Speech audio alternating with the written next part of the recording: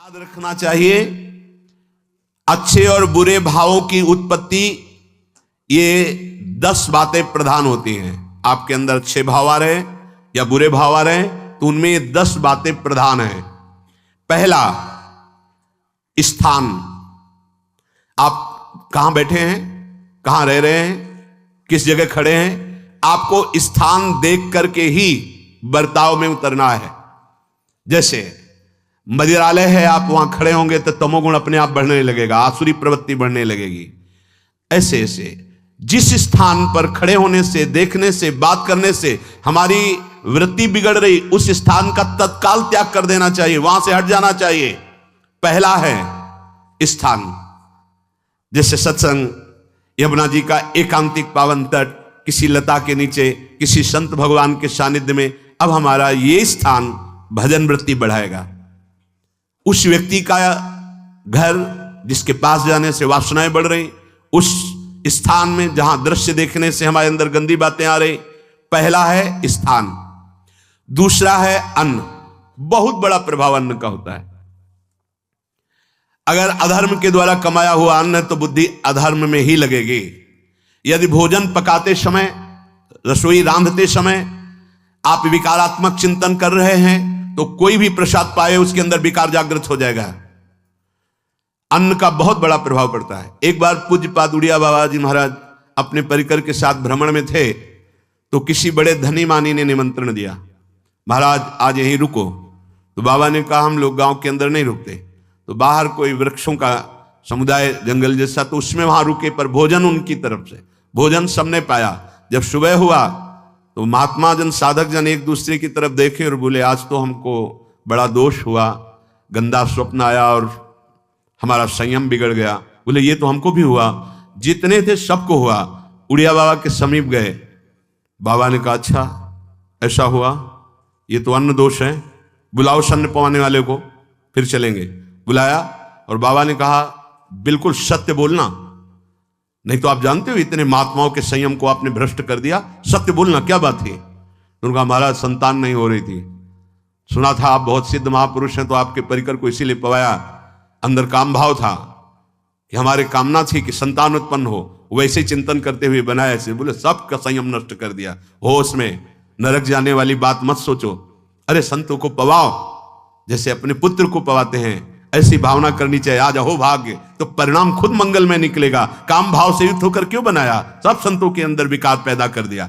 अन्न का प्रभाव पड़ता है, हम जैसा अन्न पाते हैं वैसा। कई बार सुनाया है, सिद्ध महापुरुष पूज्य प्रातः स्मरण श्री बलराम दास जी महाराज झाड़ू मंडल के, यमुना के पावन तट पर ही है, रास मंडल के पास ही, वो अपने एक लता के नीचे बैठे हुए भगवत चिंतन कर रहे थे।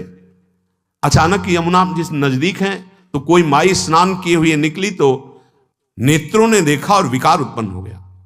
वयोवृद्ध सिद्ध महापुरुष, उन्होंने कहा आप तो इस शरीर को नष्ट कर दूंगा। शिष्यों ने कहा महाराज ऐसा क्यों? बोले किसी माता के शरीर को देखकर हमारे अंदर विकार क्यों आ गया? ऐसा नहीं, आज तक कभी नहीं हुआ, ऐसा क्यों हुआ? उनका महाराज आपस में सब शिष्यों ने कि कुछ ना कुछ तो खान पान में गड़बड़ी हो गई तभी ऐसा हुआ। बाबा आज परिक्रमा करते हैं वृंदावन की, बाद में आप जो आदेश करेंगे जैसा करेंगे, पहले परिक्रमा। वृंदावन की परिक्रमा का बहुत बड़ा प्रभाव, जब कभी मन आपका ऐसा विक्षिप्त हो, परेशान हो, तत्काल परिक्रमा प्रारंभ कर देना, नाम जप करते हुए। आप देखना परिक्रमा पूरी होते होते शांति हो जाएगी। बाबा ने खूब नाम कीर्तन करते हुए शिष्यों के साथ परिक्रमा दी, मन का विकार शांत हो गया।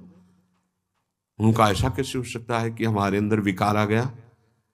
ये बड़ी सूक्ष्मता का विषय है। कल प्रसाद कहां से आया था? उस समय लाड़िले गोविंद देव जी महाराज यहीं विराजमान थे वृंदावन में। बोले तो ठाकुर गोविंद देव जी का प्रसाद आया था। लकुट उठाई, गए वो तो भगवत स्वरूप, तस्मित तज्जने भेदा भावात। भगवान और भगवान के ऐसे जनों में भेद नहीं होता, वो भगवत स्वरूप होते हैं। गए और कहा बताओ आपका प्रसाद न पावे तो अपराध लगे कि प्रसाद नहीं पाया, और प्रसाद पावे तो हमारे अंदर काम जागृत हो जाए, हम तो मरे ना दोनों तरफ से। तो ठाकुर जी बात कर रहे थे, दूसरों को नहीं सुनाई दे रहा था। कह रहे थे कि देखो नाराज मत हो, कलकत्ता की वैश्या थी, उसने भोग लगाया, अब उसने भोग लगाया तो हमने चख पाया। तो आपको प्रसाद का किनका लेना चाहिए? किसने कहा था कि पूरा प्रसाद पाइए? जरा से किनका ले लेते हो, मधुकरी पाते। हाँ, ये बात आपकी मान। तो हमारा तो पूरा विश्व है, कोई भी भोग लगाएगा हम तो पाएंगे। और हमारे प्रसाद की निष्ठा आप सबके हृदय में, तो किनका लीजिए, पूरा मत पाइए। सोचिए, भगवद अर्पित प्रसाद और वृत्ति, भगवान ने आदेश किया किनका पाओ, माधुकरी मांग के खाओ। यहां वर्णन कर रहे, यदि हम अन्न थोड़ा भी हमारे अंदर दूषित चला गया, तो जब कभी ऐसी विकार की भावना हो, आपके अंदर विकार बन रहा है, तो खोजिए। आपने कोई दृश्य देखा है, आपने किसी से बात की है, आपने कोई ऐसा संकल्प बनाया, नहीं, तो फिर भोजन दोष आ गया। अब आज उपवास कर दो, जब तक वो वृत्ति न नष्ट हो तब तक कुछ मत पाना, जल से काम चलाना। तो एक दिन एक पहर अपने आप शांत हो जाएगा। अगर बहुत विकलता हो रही तो नाम कीर्तन शुरू कर दो, भोजन मत पाना, नाम कीर्तन शुरू, बिल्कुल शांति मिल जाएगी, बिल्कुल। और ये तो उदाहरण महापुरुष इसलिए देते कि हम सावधान रहें। हमारे अच्छे भाव या बुरे भाव में ये 10 बातें बहुत प्रभाव डालती हैं। पहला स्थान, दूसरा अन्न, और तीसरा जल। पानी भी बहुत संभाल के। नहीं, आजकल तो देखो प्रायः ऐसे दांत से प्लास्टिक नोचेंगे, ऐसे पानी पिएंगे, कब भरी गई, कहां भरी गई, कैसा पानी। बड़ा देखो कैसा हमारे भजन साधन के लिए विक्षेप पैदा होता चला जा रहा है। पहले सुंदर सरोवरों का जल, मतलब 15 वर्ष तो गंगा जल ही केवल पिया है, जो आकाशवृत्ति से मिला नहीं, गंगा जल ही पिया है। कुआं का जल, फिर आया हैंडपैप का जल, अपवित्र होने लगा। हैंडपैप में जो वाशर, अगर वो कहीं चमड़े का पड़ा हुआ है तो अपवित्र जल हो गया। अब हैंडपैप का भी अंतर ध्यान स्वरूप हो गया, अब तो नहीं दिखाई देता। अब रह गया है मोटर से निकले और फिल्टर में जाए, वो मशीन जो फिल्टर करती है पानी को, आरओ, उससे। अब वो जिनके पास है तो है, नहीं तो परिक्रमा लगाया हो, आपको पानी पीने को नहीं मिलेगा। देखो कैसा समय आ गया।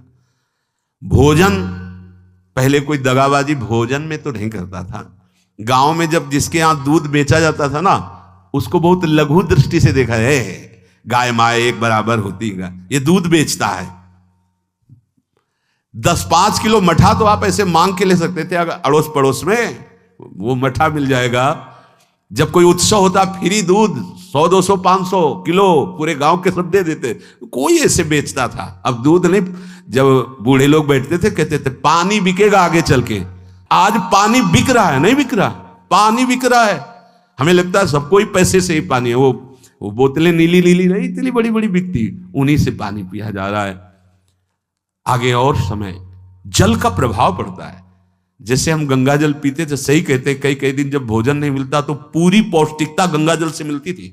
गंगा माता के जल से ऐसा लगता था मानो हम परम पावन अमृत पान कर रहे हैं, सारी पौष्टिकता मिलती थी।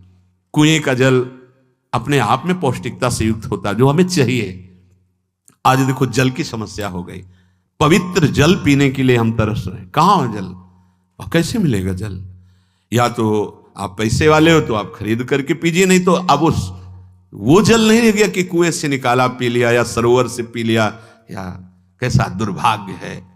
जल का बहुत बड़ा योग है साधना में। जैसे स्थान का तो परम पावन वृंदावन धाम, अन्न का तो अब हम भगवत प्रसाद पाते हैं।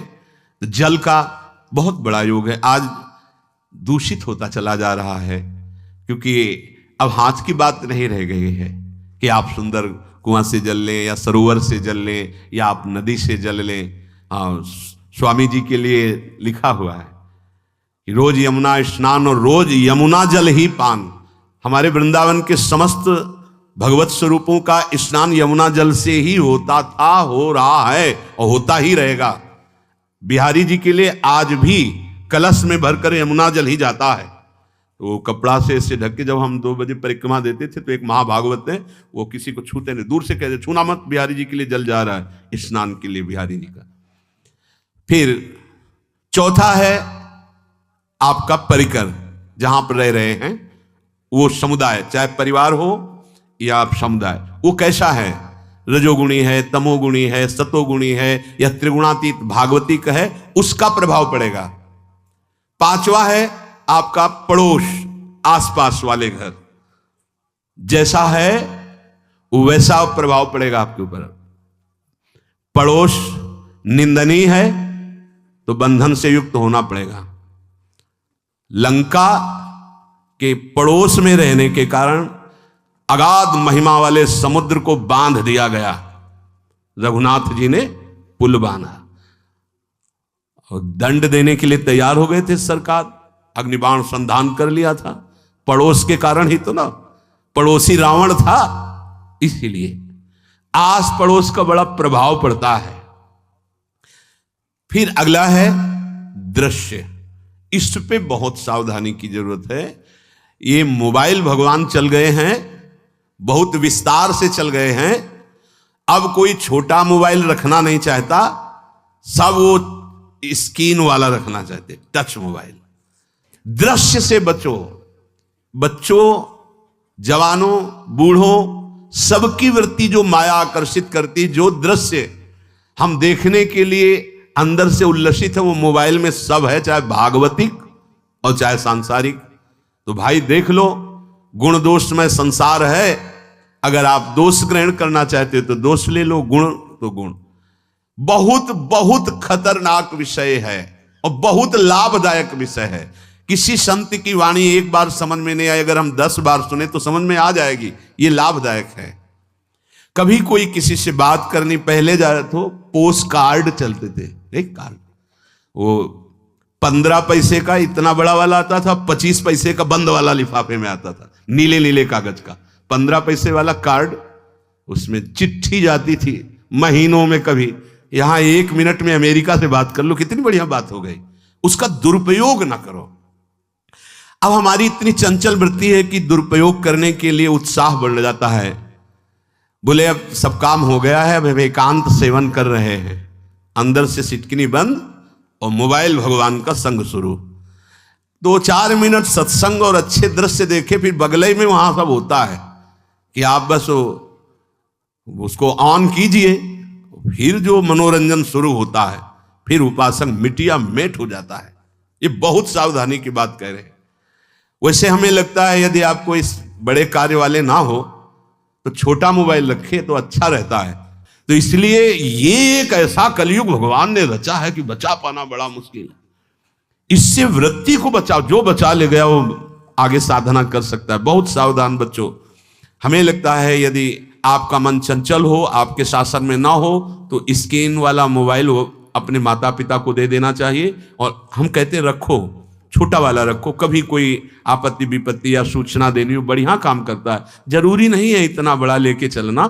हाँ, अगर आपको बहुत राजकीय विभाग के कार्य हैं तो बात अलग है कि कौन सी सामान कहाँ कैसे, तो वहां से वीडियो भेज रहा है, वो चेक कर रहा है, यस हाँ ठीक है अब चलाओ। अपने को क्या काम है? सत्संग अगर सुनना है तो सत्संग सुनने के अलग यंत्र आते हैं, चला दो उसमें, वो इतनी बड़ी लगती है, उसमें चिप, पेन ड्राइव ऐसे लगा दो और सत्संग सुनो। जरूरी वो दृश्य वाला रखो। यहां कह रहे दृश्य, अगर गलत दृश्य देखा तो बावरे बन जाओगे और अच्छा दृश्य देखा तो भगवान के मार्ग के पथिक बनोगे। तो देखो, अच्छे दृश्य में भी दोष दर्शन की वृत्ति की गुंजाइश है। जैसे कोई लीला हो रही है, लीला के पात्र, जैसे हमारे ब्रजमंडल में रास लीला होती थी, ऐसे 12 वर्ष 13 वर्ष के लीला पात्र, सब नव किशोर, जहां भाव ही बने रोते रहो। अब वहां बड़े बड़े लीला पात्र हैं, अगर हमारी भावना शासन में नहीं है तो वहां हम अंग प्रत्यंग के दर्शन से हमारी हाव भाव वहां जो हो रहा है उससे हमारी वृत्तियां बिगड़ जाएं। जब छोटे छोटे लाडली लाल परस्पर खेलते हैं तो केवल आशीर्वाद देने को, रोने का मन होता है। अगर आप लीला भी देख रहे हैं तो बहुत सावधानी की जरूरत है, क्योंकि वो चिदानंद शरीर नहीं है, पांच भौतिक शरीर हो। हमारी दृष्टि पंचभूत में लगी हुई है। नाम जप करो, लीला गायन करो, फिर देखो जो लीला है, यही जीवन का परम सुख मिलेगा। सच्ची मान लीजिए। बस हम बार बार ये कहते हैं मोबाइल का सदुपयोग कीजिए, दुरुपयोग नहीं। मोबाइल बुरा नहीं, उसका प्रयोग बुरा है। दृश्य, और साहित्य, वैसे ही मनोवृत्ति